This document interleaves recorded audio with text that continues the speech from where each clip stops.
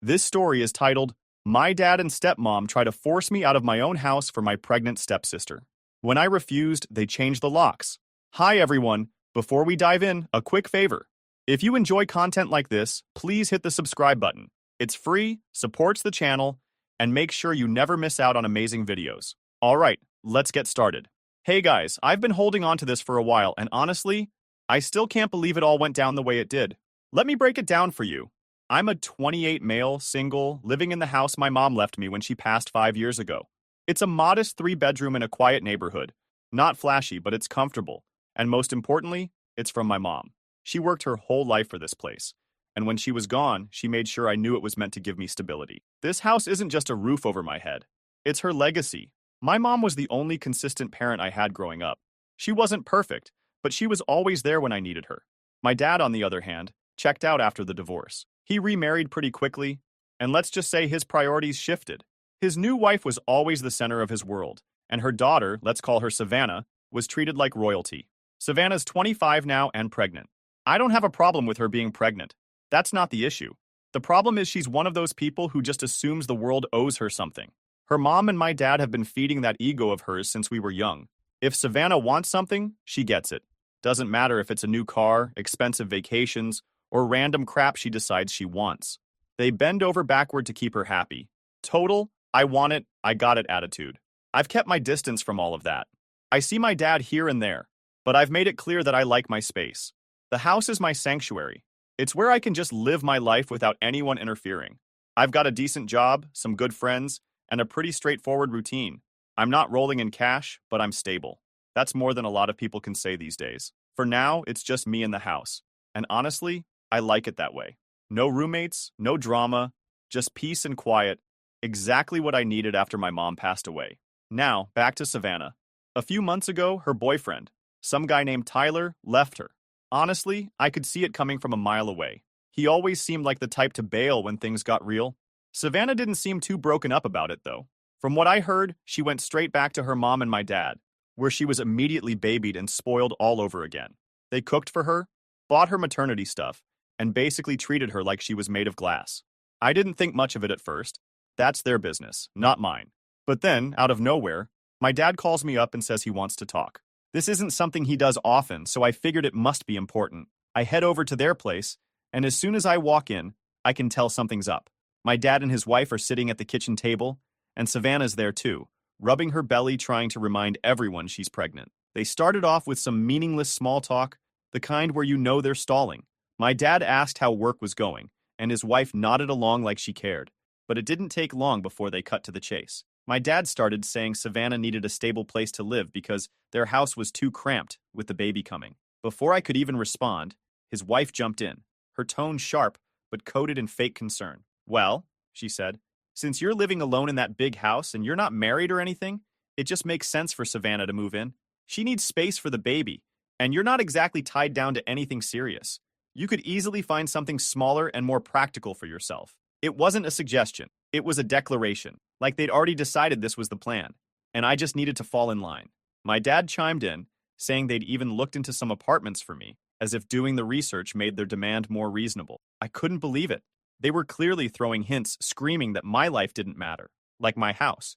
My house was just a spare room they could shuffle people into when it suited them. The entitlement was overwhelming, as if being unmarried or childless meant I wasn't really using my life or my home the right way. At first, I thought I must have misheard them. I mean, who says something like that? But no, they were damn serious. Apparently, they'd been planning this for a while, just waiting for the right time to bring it up. I told them straightforward, no, obviously. This house isn't just a piece of property to me. It's my home, and it's one of the last connections I have to my mom. The idea of giving it up, especially for someone like Savannah, was just absurd. I tried to explain that, but they weren't hearing it. They kept going on about how family helps family, and how I don't really need all that space since I don't have a family of my own. It was like talking to a wall. No matter what I said, they just kept pushing. Savannah barely said anything during the conversation, but the smug look on her face said it all. She was confident they'd wear me down and get what they wanted. That's how it's always been with her. She's used to people caving in and giving her exactly what she wants. At one point, I turned to her and asked, Savannah, do you really want to sit in my apartment? I mean, seriously? This is my home, my space. Why don't you take one of those apartments you guys so helpfully looked up? You've already done the legwork. Why is it suddenly ridiculous for you to use those options but okay to take mine? She just blinked at me, like the concept of her being the one to compromise was completely foreign. Her mom jumped in with her sugar-coated voice saying, "Oh, honey, you don't understand. Savannah needs stability. An apartment won't provide the same comfort and space for her and the baby." I laughed bitterly. So my stability doesn't matter? My comfort doesn't count? You guys are unbelievable. You walk in here, demanding I uproot my entire life for Savannah's sake, and you expect me to just roll over and say yes? Savannah didn't flinch, just sat there with her arms crossed, that smug look plastered on her face like she'd already won. She wasn't even trying to engage, leaving her mom and my dad to do all the dirty work for her. It was obvious she didn't think she needed to explain herself. In her mind, it wasn't a request. It was an inevitable outcome. Her mom jumped in, her voice sharp and condescending. "It's not about your comfort. This is about what's best for the family. Savannah is bringing a new life into this world. Don't you think that's a little more important than your need for space? You're a grown man. You don't need a big house all to yourself.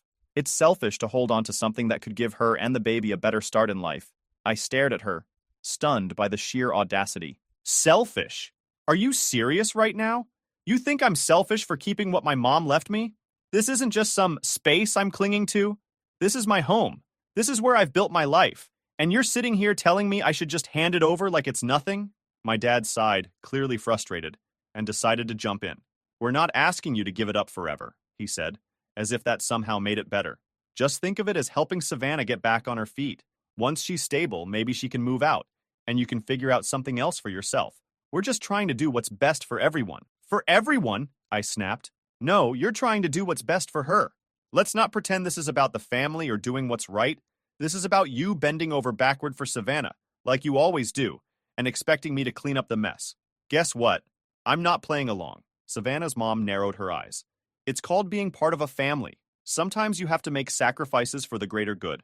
If your mother were here, she'd—" "Don't," I interrupted, my voice cold. "Don't you dare bring my mom into this. She left this house to me because she trusted me to take care of it. She knew exactly how you'd behave, and that's why none of you are even mentioned in her will. So don't sit here and tell me what she would have wanted, because you have no idea." They didn't say anything to that. My dad looked uncomfortable and went to do something else. Savannah just sat there, arms crossed, with that same smug expression. It was clear she thought I'd give in eventually. She didn't even try to argue or defend herself. Just let her mom and my dad do all the talking, like she was above having to justify this ridiculous demand. To her, it wasn't a negotiation. It was just a matter of when, not if, they'd get their way. But this time, they were messing with the wrong person. This house isn't up for negotiation. My mom trusted me with it, and I'm not about to let them guilt me into giving it up. Still, I could tell this wasn't the end of it. They left the conversation open-ended, like they were expecting me to change my mind, but I didn't. Although I thought maybe they'd cool off and realize how ridiculous the whole thing was after I explicitly said no in their faces. But it was just the beginning. My dad and his wife seemed to think persistence was the key. Like if they kept bringing it up, I'd eventually cave. It started with small, passive-aggressive comments. My dad would call and casually ask if I'd thought more about helping out. His wife texted me articles about the importance of supporting single mothers, as if I'd suddenly feel enlightened and offer up my home. Savannah stayed quiet for the most part, but I could tell she was confident her mom and my dad would handle everything for her. Then they upped the ante. They started showing up unannounced. It wasn't like they were coming over to visit, though. Every time they came, they'd find some excuse to bring the conversation back to Savannah and her needs. One time, my dad showed up with a box of baby clothes for storage. He walked in like it was the most normal thing in the world and asked where he could put it. I told him he could take it back to his house. He gave me this look like I'd just insulted him. "It's just temporary," he said.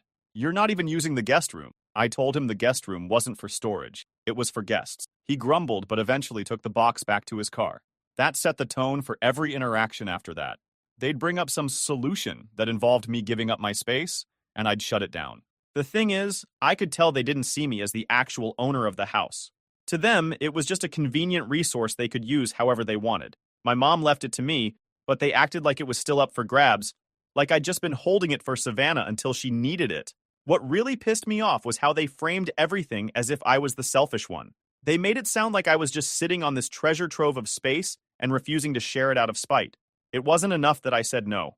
I had to justify my decision over and over again to people who didn't want to hear it. Things escalated when Savannah decided to insert herself into the situation more aggressively. One afternoon, she rolled up to my house, popped her trunk, and casually asked me to help her unload a stroller. I stared at her like she'd lost her mind, and asked why she was bringing a stroller to my house. Well, where else am I supposed to put it? I don't have the room right now.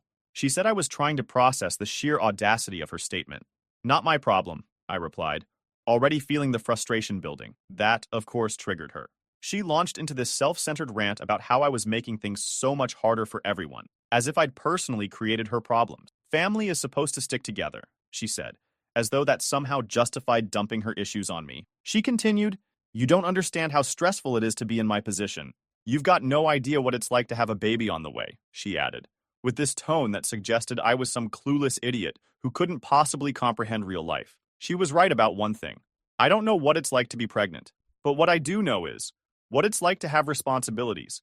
And unlike her, I've been handling mine without expecting anyone to swoop in and fix everything for me. More importantly, I don't demand sitting in other people's houses just because I don't have enough space. So I told her, point blank, your problems aren't mine to solve, and I'm not about to turn my life upside down just because you refuse to figure out yours. That did not go over well. Her face twisted into this look of pure hatred, like I just told her the world didn't revolve around her, which, let's be real, I basically did. She stormed off in a huff, but not before throwing one last gem over her shoulder. You're going to regret this someday. The irony of her whole tantrum wasn't lost on me. She'd spent her entire life being coddled and catered to, and now, for the first time, someone wasn't bending to her will. Instead of realizing how absurd her demands were, she acted like I was the one being unreasonable. Bringing a stroller to my house, assuming she'd just park herself and her baby here, was the most ridiculous thing I'd ever seen. It was like she genuinely believed my house was already hers, and I was just an obstacle to be removed. It didn't stop there. They just kept pushing my limits. The other day, my dad came over with a realtor. He didn't even tell me he was coming. I was sitting in my living room when I heard the knock on the door. I opened it to find him standing there with a woman holding a clipboard. "I thought we could look at some options for you," he said. I didn't even let them inside. I told them to leave and slammed the door. That was the last straw for me. It was clear they weren't going to stop until I did something drastic. At that point, I knew I couldn't trust them anymore. It wasn't just about the house, it was about the principle. They thought they could bully me into submission because that's how things had always worked with Savannah.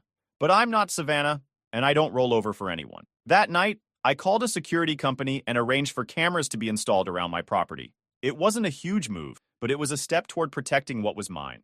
I wanted to be prepared for whatever ridiculous stunt they might try next. I truly didn't feel safe anymore, dreading the house could be taken from me, or they might come up with any nonsense idea to get me kicked out of the house legally. I knew damn sure that they weren't going to stop until they hit a wall they couldn't climb over. So, I made it my mission to be that wall.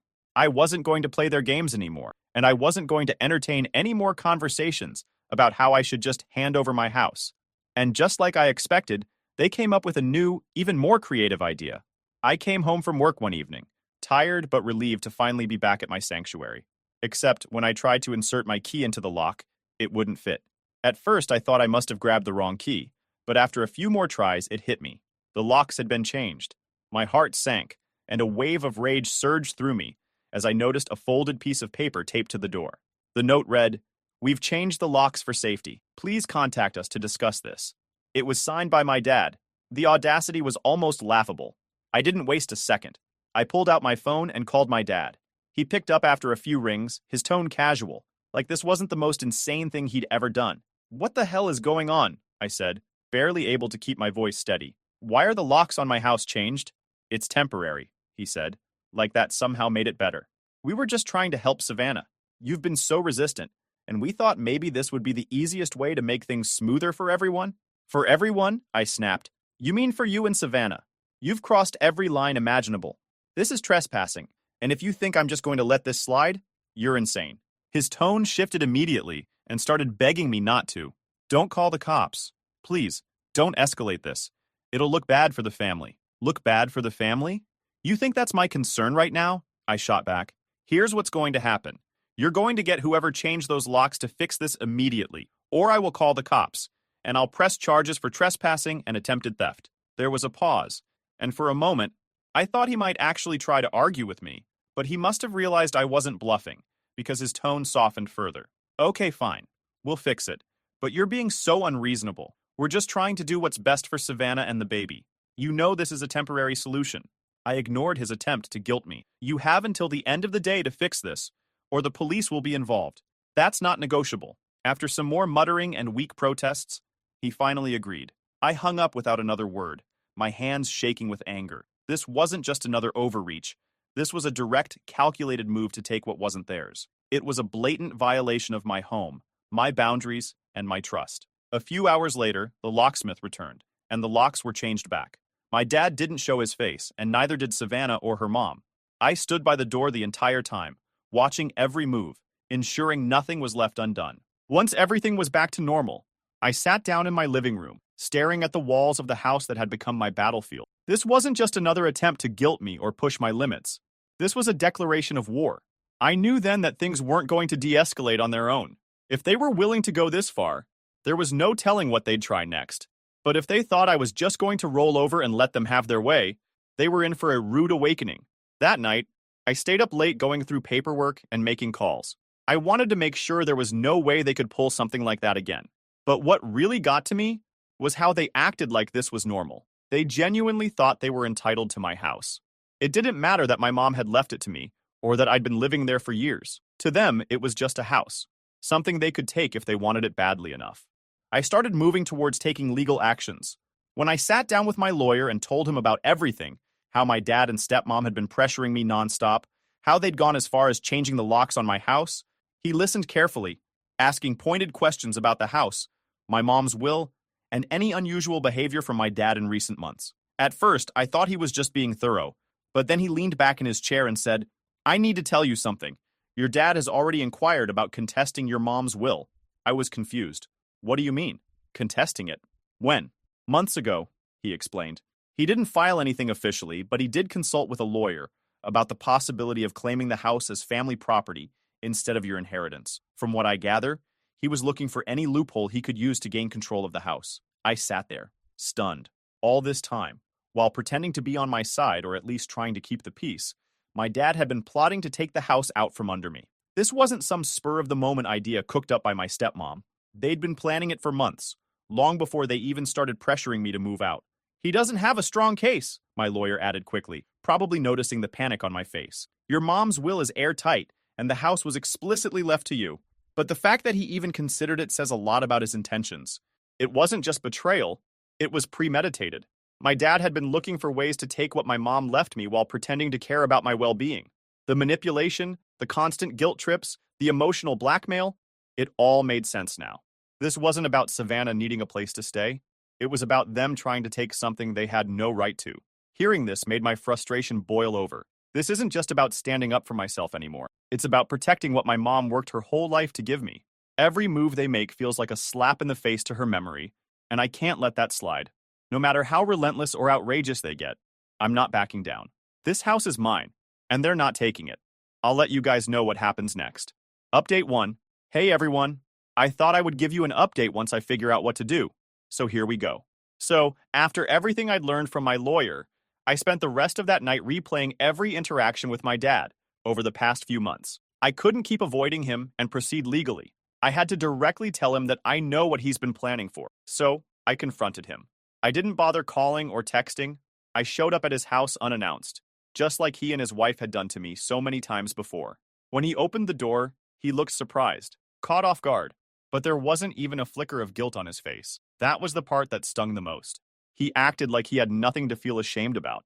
"I need to know why you've been looking into contesting Mom's will," I said, cutting straight to the point. His face twisted into a mix of confusion and defensiveness. "What are you talking about?" he asked, feigning ignorance. "I don't know where you're getting this idea, but it's not true." "Don't lie to me," I shot back. "I already know you spoke to a lawyer about it months ago, so let's hear it. What were you planning to do?" "It's not like that," he insisted, stumbling over his words. "I wasn't trying to take anything. I just wanted to see if there were options for the family." "For the family?" I repeated, my voice sharp with disbelief. "Let's be real. It's not about the family, it's about Savannah. Don't stand here and pretend this is about anything else. You were planning to take the one thing Mom left me, and you think that's okay?" "I wasn't planning anything," he snapped. "I was just considering possibilities. That house is too big for you anyway. And Savannah, she's in a tough spot. She needs a stable home for the baby. And that means stealing mine? I countered, my frustration boiling over. You didn't even ask for my help. You went behind my back, tried to manipulate me, and now you're acting like you're doing me some kind of favor? It wasn't like that, he repeated weakly, but his eyes wouldn't meet mine. He looked everywhere but at me, the way he always did when he didn't want to admit he was wrong. I stood there for a moment, waiting to see if he'd say something that might justify any of this. He didn't. I shook my head and turned to leave. There was no point in arguing with someone who couldn't even own up to their actions. That conversation cemented everything I already knew. I couldn't trust him. He wasn't acting like a father. He was acting like someone who thought my life, my home, and my choices were his to control, because it fit his own narrative. Back at home, I called my lawyer to discuss what to do next. He reassured me that my mom's will was rock solid, and that my dad didn't have a legal leg to stand on. Still, it was clear this wasn't just about legalities, it was about wearing me down. They were trying to make me feel like the fight wasn't worth it, like it would be easier to just give in and let them have their way. The next few weeks were a blur of meetings, emails, and constant vigilance. I filed paperwork to ensure the house was fully secured in my name, with no loopholes they could exploit. I upgraded my security system, added more cameras, and even reached out to a title protection service to keep an eye out for any shady activity. It felt like I was fortifying a castle against invaders, and honestly, that's exactly what it was. Savannah, meanwhile, doubled down on her tactics. She started posting cryptic messages on social media about being abandoned by family and having to fight for what's right. She didn't name me directly, but it was obvious who she was talking about. Mutual acquaintances started reaching out, asking what was going on and if there was any way to smooth things over. I kept my responses short and factual. I wasn't interested in playing her game or airing my side of the story to the world. But as the weeks went on, their efforts started to falter. The legal fees were piling up on their end, and my lawyer assured me they'd run out of options soon. Still, I couldn't shake the feeling that this wasn't over. People like them don't just give up. They regroup, find new angles, and come back when you least expect it. By the time everything finally settled down, I was absolutely drained. Fighting for my home, my peace, and my boundaries took everything I had, but it was worth it. This wasn't just about a house. It was about standing up for myself and refusing to let anyone walk all over me. My dad and Savannah thought they could guilt me into submission, but they were so wrong. If anything, this whole ordeal just opened my eyes to how far they'd go to manipulate me. Honestly, I'm starting to think cutting ties might be the only way to truly move forward. For now, things are quiet, but I'm not naive. If they try pulling any stunts again, I'll be ready. If anything changes, I might just come back with an update. Thanks for sticking around and hearing me out. If you've got any advice or just some solidarity to share, I'd love to hear it. Final update.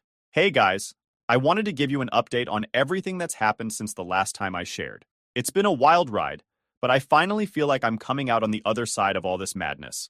I'm still in my house, thankfully, and it's staying that way. Let me break it down for you. After they tried every possible way to drag me out of the house, they backed off for a while. Weeks turned into months, and things went eerily quiet. No calls, no texts, and no random visits from Savannah or her mom. It felt strange, almost like they were regrouping, but I wasn't going to complain about the peace. During that time, Savannah had her baby, a healthy little boy from what I heard through the grapevine. I figured maybe they were too busy with the baby to keep bothering me, or maybe they'd finally given up. It was late one evening when I heard the knock. I checked my security cameras, and there they were. My dad, his wife, and Savannah, all standing there like they were about to stage an intervention. I debated ignoring them, but I decided to open the door, mostly because I wanted to hear what excuse they'd come up with this time.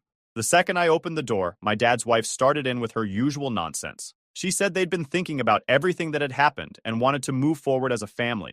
She talked about letting bygones be bygones and said they were giving me one last chance to make things right. Then Savannah spoke up, holding her baby like a prop.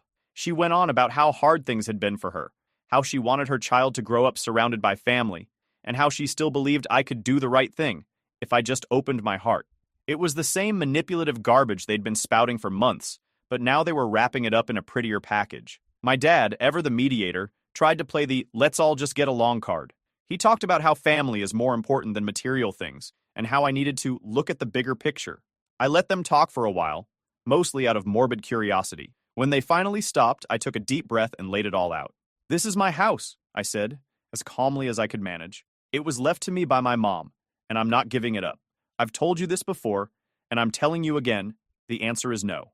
I don't care what kind of speech you've rehearsed or how you're trying to spin this. You're not getting the house, and that's final." That should have been the end of it, but of course it wasn't. Savannah's mom immediately launched into accusations, shouting about how selfish I was, claiming I was putting material things over family, and failing to fulfill my so-called duty. She threw out every argument she could think of, trying to frame me as the villain in this whole situation. Savannah jumped in next, following the same script as always. She cried about how hard I was making her life, and how she couldn't believe I would abandon her and the baby in their time of need. She threw out the classic line that I'd regret this one day, as if I'd somehow look back and wish I'd let them walk all over me. My dad didn't say much at first, but the silence spoke louder than anything. He stood there, watching the whole thing unfold, not even attempting to mediate or diffuse the situation. It was clear he didn't know what to say anymore, and maybe a small part of him realized just how far this had gone.